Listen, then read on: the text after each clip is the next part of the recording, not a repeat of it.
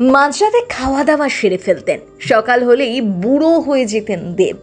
ঘন্টার পর ঘন্টা ধরে চলতো মেকআপ, মাথা ভর্তি সাদা চুল, ত্বকে বলিরেখা, চামড়া কুঁচকে গিয়েছে, বিরাট একটা ভুঁড়ি, চোখে মোটা ফ্রেমের কালো চশমা। আচ্ছা, প্রথম ঝলক দেখে দেবকে চিনতে পেরেছিলেন আপনি? না বলে দিলে বোঝা মুশকিল। একেই বলে মেকআপের ম্যাজিক। জানেন, ধূমকেতু সিনেমায় এই লুকটা আনতে গিয়ে দেবকে ঠিক কতটা কষ্ট সহ্য করতে হয়েছে।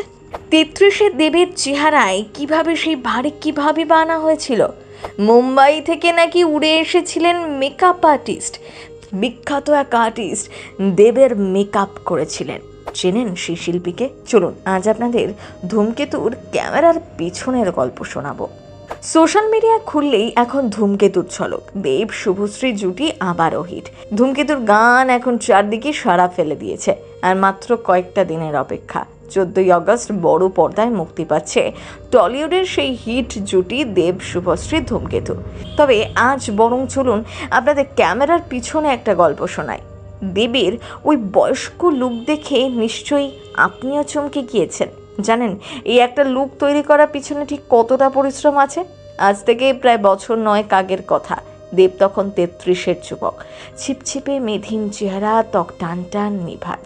অথচ সেই সুপারস্টারকে সাজতে হবে বৃদ্ধ। তাই কাজটা মোটেও সহজ ছিল না। একজন মহিলাকে খুব সহজেই বৃদ্ধা সাজিয়ে ফেলা যায়, কিন্তু একজন পুরুষকে বৃদ্ধ সাজাতে গেলে অনেক কিছু মাথায় রাখতে হয়। বিশেষ করে চেহারার একটা ভারী কি ভাব, আর বাঙালি বৃদ্ধ মানেই তো বড় সড়ো একটা ভুঁড়ি। জানেন, দেবের এই লুক আনতে কি ঘন্টার পর ঘন্টা লেগে যেত রূপটান শিল্পীদের। মাঝরাত থেকে কাজ শুরু করতেন, সকালে শেষ হতো কাজ।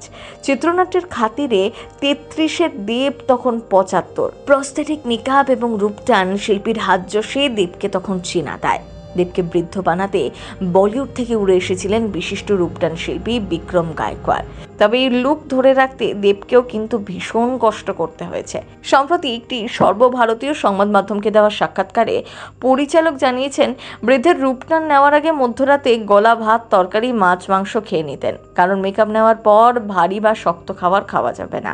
ভোর 3টে থেকে শুরু হতো রূপটান, সকাল 8টা থেকে শুটিং। তার আগে নায়ক বৃদ্ধ, ভীষণ সাবধানে হাঁটাচলা করতে হতো, কথা বলার সময় খেয়াল রাখতে হতো রূপটান যেন নষ্ট না হয়। চোখে ভারী চশমা।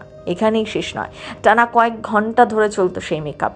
প্রযোজক রানা সরকার বিশেষ একটি চেয়ার কলকাতা থেকে কিনে নৈনিতালে নিয়ে গিয়েছিলেন, যাতে দেব একটু আরাম করে বসে মেকআপ নিতে পারেন। প্রস্থেটিক মেকআপের আরও একটি সমস্যা আছে, প্রথম দিনে মেকআপ দ্বিতীয় দিনে আর করা যায় না, আবার নতুন করে সবটা করতে হয়। তার জন্য প্রতিদিনে খরচ 1.5 লক্ষ টাকা।